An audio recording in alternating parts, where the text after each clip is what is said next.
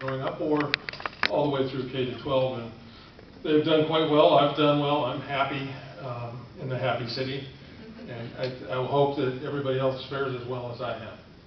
I do hope my kids sometimes find some opportunity in the area and come back and live here, and I think they would love to. But right now, I've got one in Laguna Beach, California, living with her family, and the other is living in London with her husband. They work at the embassy there. So I don't think they're coming back right away. With respect to our city, the reason I want to be mayor is that I think we have a lot more to get done, and that we need to get it done in a hurry, and we need to get it done wisely.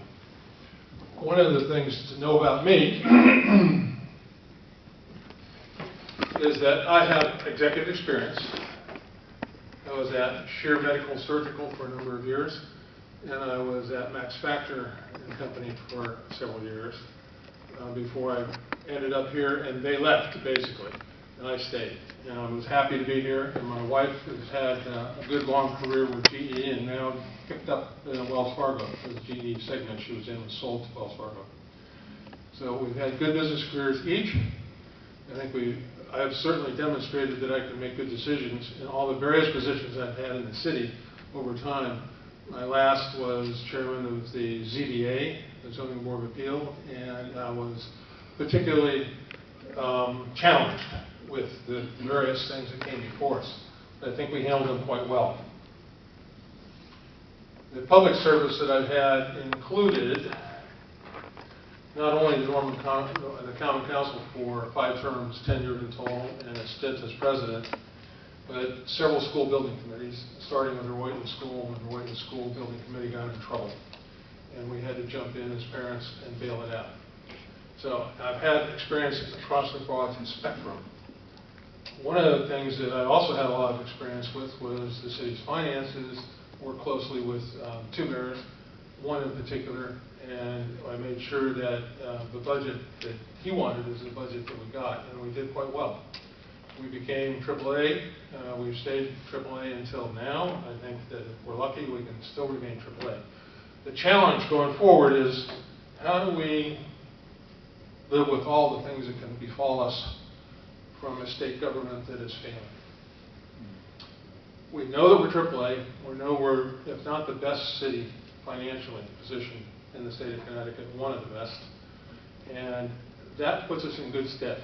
But we have to be wise going forward. We have to be careful how we spend that rainy day fund. Because the folks like Standard & Poor's who give us their judgment as to how good we are will tell us that if we burn down our rainy day fund, that it has to be replaced relatively quickly. You think the federal government's going to give us money to do that? I don't think so. How about the state? I don't think so. The state's broke. How do we do it? We tax.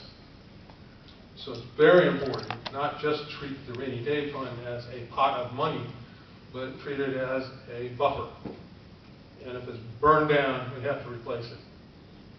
There are a bunch of challenges you've heard me probably talk about, you've seen me write about, including the Walk Bridge. It may not be as front of mind for y'all as it is for South Norwalk and East Norwalk, but it's a big challenge to the city going forward. It's going to dent our revenues. It's going to be very difficult for some parts of the city to adapt to.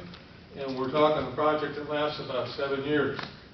Now, I think we need somebody who can stick with this, solve problems, get it done, and ameliorate some of the difficulties headed our way from the state.